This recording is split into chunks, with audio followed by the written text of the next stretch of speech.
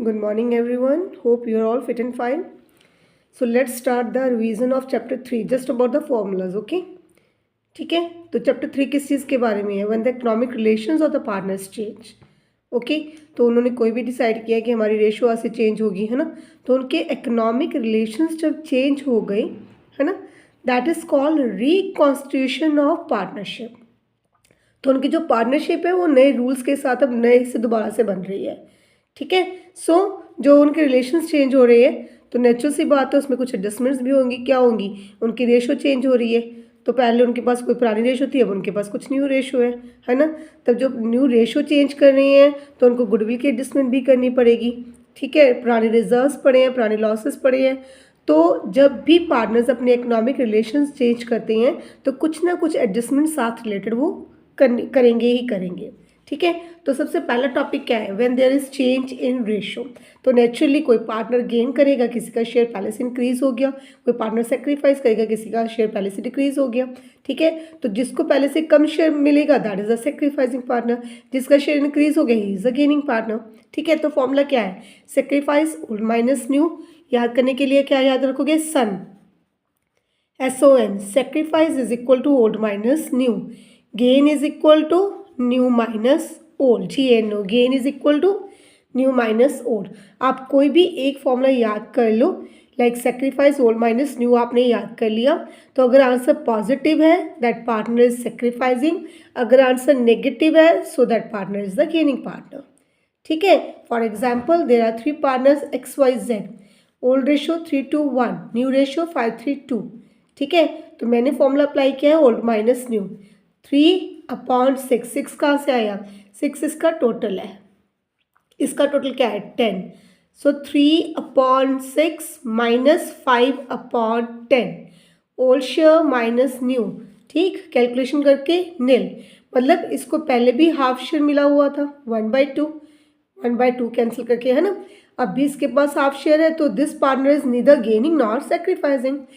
Y पे आ जाओ, 2/6 माइनस 3/10 इज इक्वल टू 1/30, ठीक है, positive. So this is the sacrificing partner. ये 30 में से एक शेयर सेक्रीफाइस कर रहा है। आ जाओ इजेड पर, 1/6 minus 2/10 is equal to minus 1/30। So now this is the gaining partner, ठीक है। और एक चीज़ हमेशा याद रखना बेटा, जितना एक पार्टनर सेक्रीफाइस करेगा एग्जैक्टली उतना गेनिंग होना चाहिए, ठीक है। अगर मैं आपको 1000 दे रही हूँ तो आप एग्जैक्टली 1000 रिसीव कर रही हो, तो ये तो पॉसिबल ही नहीं कि ये 30 में से 1 शेयर सेक्रीफाइस कर रहा है और ये 30 में से 2 रिसीव कर ले, तो पॉसिबल ही नहीं है ना। So gaining should be equal to sacrificing, clear.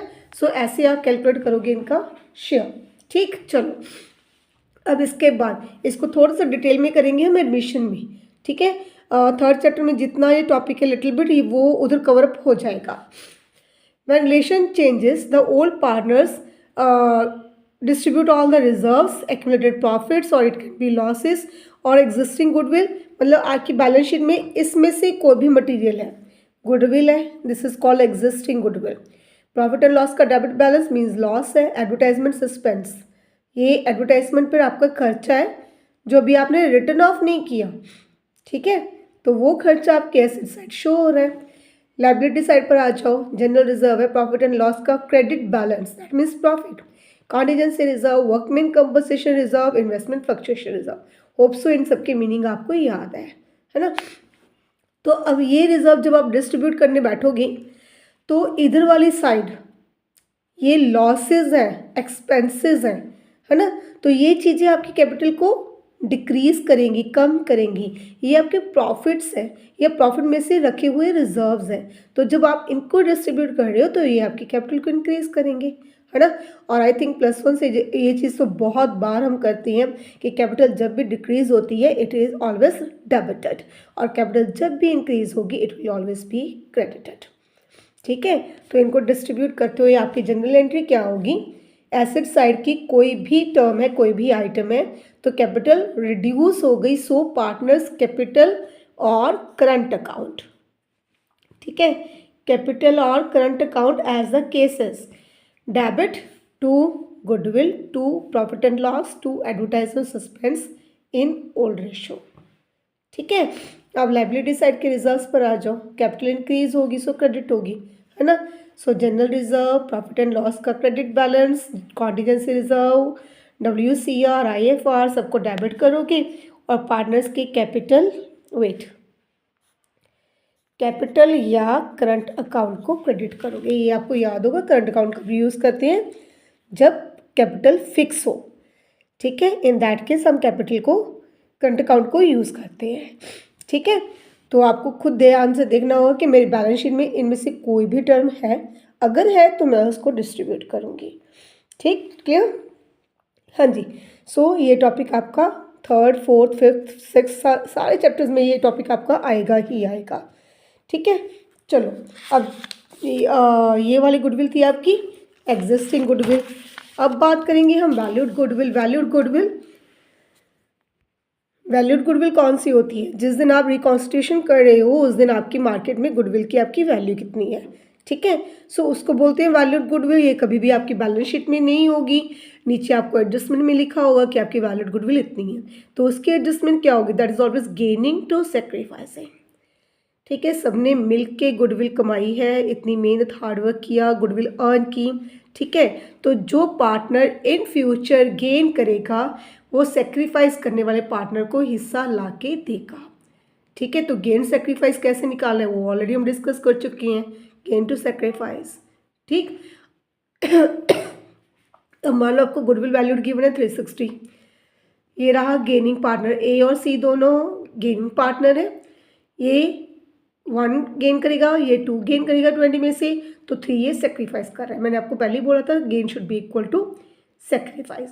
तो आपने पूरे 360 के अमाउंट की एंट्री नहीं डालनी है, 360 को मल्टीप्लाई करोगे 1/20, 3/20, 2/20, जितना भी अमाउंट आ गया गेनिंग पार्टनर डेबिट, ठीक है। इसको दिमाग में अच्छे से बिठा लो, gaining to sacrificing, gaining partners debit हो गए, सेक्रीफाइसिंग पार्टनर क्रेडिट हो गया, ठीक है। गेनिंग टू सेक्रीफाइसिंग, क्लियर, ठीक है। तो ये होगी वैल्यूड गुडविल। ये जो टॉपिक है अभी किया वैल्यूड गुडविल का, और जो रिजर्व्स का टॉपिक किया वो पूरी डिटेल में एज इट इज़ आपको हर एक चैप्टर में मिलेगा। सो प्लीज़ किसी की भी एंट्री को ये ना हो कि ऑन द स्पॉट आपने रिवर्स कर दी वो एंट्री, है ना, भूल गए क्या, मतलब इसको अच्छे से कर लो। अब ये टॉपिक है रिवॉल्यूशन, बेटा ये भी हर एक चैप्टर में है, 3rd 4th 5th and 6th, ठीक है। तो रिवॉल्यूशन का मतलब क्या है, जो भी आपकी एसेट्स और लायबिलिटीज बैलेंस शीट में शो हो रही हैं उनकी करंट वैल्यू कितनी है, किसी की वैल्यू इंक्रीज होगी, किसी की वैल्यू डिक्रीज हो गई, तो वो कहाँ पर शो करोगे, रिवैल्यूएशन, ठीक है। It is the nature of nominal account. तो सभी लॉसेस डेबिट करोगे, सभी प्रॉफिट्स को आप क्रेडिट करोगे, ठीक है। लॉसेस कब होंगी, जब आपकी एसेट्स की वैल्यू कम हो रही है, आपकी लायबिलिटीज़ इंक्रीज हो रही है, आपकी प्रोविजंस इंक्रीज हो रही हैं। तो सिर्फ ये 3 चीज़ें हैं जो हम रिवैल्यूएशन में डील करते हैं, एसेट्स, लायबिलिटीज़ एंड प्रोविजंस, ठीक है। तो इनका जब ये आपको लॉस देंगे तो रिवैल्यूएशन अकाउंट डेबिट टू कोई भी एसेट है, लायबिलिटी है या प्रोविजन है। प्रॉफिट हो रहा है, क्यों हो रहा है, मेरी एसेट्स की वैल्यू इंक्रीज हो गई, मैंने इन्वेस्टमेंट की थी उसकी वैल्यू पहले से ज़्यादा हो गई, है ना, या मेरी लायबिलिटी डिक्रीज हो गई, मुझे मेरे क्रेडिटर्स ने डिस्काउंट दे दिया, ठीक है। कोई प्रोविज़न है, प्रोविज़न फॉर डाउटफुल डेट्स है, मैंने 5000 रखा था, इस साल मेरे जो कस्टमर है बहुत अच्छे हैं, तो मुझे लग रहा है कि मेरे डाउटफुल डेट्स जस्ट 1000 ही होंगे, तो मेरी वो प्रोविज़न डिक्रीज होगी, that are the reasons for profits, ठीक है। तो जब भी प्रॉफिट होगा रिवैल्यूएशन को आप क्रेडिट करोगे, clear.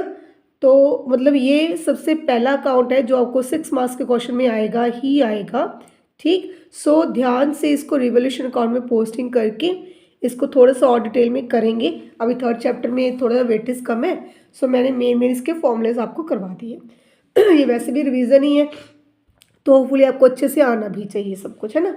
Then if partners don't want to distribute the reserve, जो हमने प्रीवियस पेज पे किया था कि जो जनरल रिजर्व है WCR, IFR, P&L, अगर उसको डिस्ट्रीब्यूट आप नहीं करना चाहते हो, चाहे एसेट साइड की है या लायबिलिटी साइड की है, इन दैट केस आपने सभी का प्लस माइनस कर लेना, कितना रिजर्व है, कितना एडवर्टाइजमेंट सस्पेंस है, सबको प्लस माइनस कर लो, ठीक है।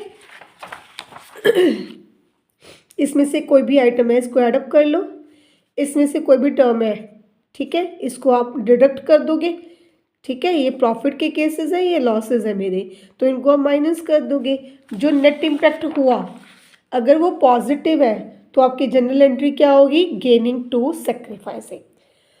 Okay, the your general entry is gaining partner to sacrificing partners capital और करंट अकाउंट। अगर आपका नेट इम्पैक्ट एक नेगेटिव फिगर है, मीन्स मेरा लॉस ज़्यादा है, तो एंट्री को रिवर्स कर दो, सैक्रिफाइसिंग पार्टनर टू गेनिंग। और सेम ही केस है रिवैल्यूएशन का। अगर मुझे रिवैल्यूएशन अकाउंट नहीं बनाना, उन्होंने कहा है कि हम रिवैल्यूएशन अकाउंट नहीं बनाना चाहते, हम बदली हुई वैल्यूज़ को, रिवाइज्ड वैल्यूज़ को न्यू बैलेंस शीट में शो नहीं करना चाहते, वो बोल रहे हैं आपको पास अ सिंगल एडजस्टमेंट एंट्री, एक ही एंट्री आपने पास करनी है बस। तो इसका मतलब भी सेम है। प्रॉफिट वाले सारे केसेस ऐड कर लो, लॉसेस वाले सारे केसेस माइनस कर दो। नेट इम्पैक्ट अगर पॉजिटिव है, मेरा प्रॉफिट ज़्यादा है तो गेन टू सैक्रिफाइसिंग पार्टनर, अगर मेरा लॉस ज़्यादा है तो सैक्रिफाइसिंग टू गेनिंग पार्टनर। ठीक है, क्लियर। ये वाली शीट जस्ट इसलिए बनाई जा रही है ताकि आप फटाफट से रिवीजन ले सको। ठीक है, क्लियर। अब इसका लास्ट टॉपिक रह गया, that is to prepare the capital account. Adjustment इस चैप्टर की इतनी इंपॉर्टेंट नहीं है। ठीक है, सो जब कैपिटल अकाउंट बनाओगे तो कौन सी 5 चीज़ें आप ध्यान में रखोगे। सबसे पहले बैलेंस शीट में से उठाओ ओपनिंग बैलेंस, कौन सी साइड पर जाएगा, क्रेडिट साइड पर। आप अपने क्रेडिट साइड पर opening balance by balance brought down, जो ऑलरेडी बैलेंस शीट में गिवन है, बस वहाँ से उठाना है और उधर डालना है। ठीक है, रिवॉल्यूशन का प्रॉफिट आया या लॉस आया। ओके, एक चीज़ और भी बोलती होती हूँ आपको हमेशा कि बैलेंस शीट में ये उनके लिए जो थोड़ा ज़्यादा वीक है, इधर कैपिटल अकाउंट होता है ना, तो कैपिटल अकाउंट में पोस्टिंग क्रेडिट साइड पर जाएगी। ठीक है, सेम रिवैल्यूएशन का प्रॉफिट हुआ तो आप इस साइड लिखोगे टू प्रॉफिट, कैपिटल अकाउंट में उस साइड जाएगा। अगर इस साइड हुआ बाय लॉस तो कैपिटल अकाउंट में इस साइड आएगा। मतलब क्रॉस कनेक्शन हमेशा याद रखना। ठीक है, जो ज़्यादा वीक है, उनको ज़्यादा नहीं समझ आता अकाउंट्स, तो प्लीज़ उनके लिए आप क्रॉस कनेक्शन हमेशा याद रखना। जो चीज़ बैलेंस शीट के इस साइड पर है वो कैपिटल अकाउंट की ऑपोजिट साइड जाएगी। रिवैल्यूएशन का प्रॉफिट अगर जिस साइड आपका प्रॉफिट या लॉस आ रहा है वो कैपिटल अकाउंट में ऑपोजिट साइड जाएगा। ठीक है, वैल्यूड गुडविल उसकी एंट्री हमने क्या की थी, गेनिंग टू सैक्रिफाइसिंग, तो ये दोनों साइड पर आएगी। ठीक है, आप लिखते हो गेनिंग टू सैक्रिफाइस, तो to sacrifice, sorry capital account to sacrifice.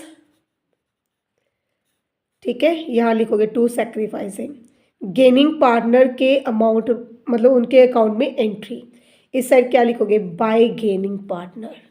ठीक है, तो सैक्रिफाइसिंग के अकाउंट में एंट्री, जहाँ लिखते हो टू गेनिंग तो गेनिंग में अमाउंट कभी नहीं जाएगा, याद रखना, ऑपोजिट साइड में एंट्री जाती है। टू सैक्रिफाइसिंग लिखा, गेनिंग में एंट्री अमाउंट डाला, बाय गेनिंग सैक्रिफाइसिंग में अमाउंट डाला। ठीक है, तो ऑपोजिट दोनों साइड्स पर इस एंट्री को ट्रांसफर करोगे और इसकी वेटेज हमेशा ज़्यादा होती है। एग्जिस्टिंग गुडविल कौन सी साइड होती है, यहाँ पर होती है गुडविल, तो कैपिटल अकाउंट में डेबिट साइड, ऑपोजिट साइड। ठीक है, एक्यूमुलेटेड प्रॉफिट एंड लॉसेस जिस साइड है, इधर जनरल रिजर्व है, कैपिटल अकाउंट के उस साइड जाएगा, इधर एडवर्टाइजमेंट सस्पेंस है, कैपिटल अकाउंट के डेबिट साइड जाएगा, हमेशा क्रॉस कनेक्शन। तो जो मैंने आपको अभी अभी करवाए हैं, accumulated profit losses, general reserve, WCR, IFR, each and everything. ठीक है, तो वो सभी के सभी कैपिटल अकाउंट में पक्का जाएंगे ही जाएंगे। ठीक, सो ये 5 चीज़ें हैं जो कैपिटल अकाउंट में डेफिनेटली पोस्ट होंगी ही होंगी। और लास्ट आप क्या निकालोगे, बैलेंसेस का। ठीक है, डन है काम। तो ये मेन आपको लिखवा दिया क्या क्या है चैप्टर नंबर 3 में, तो प्लीज़ एक बार इसको रिवाइज कर लेना। Okay, good bye.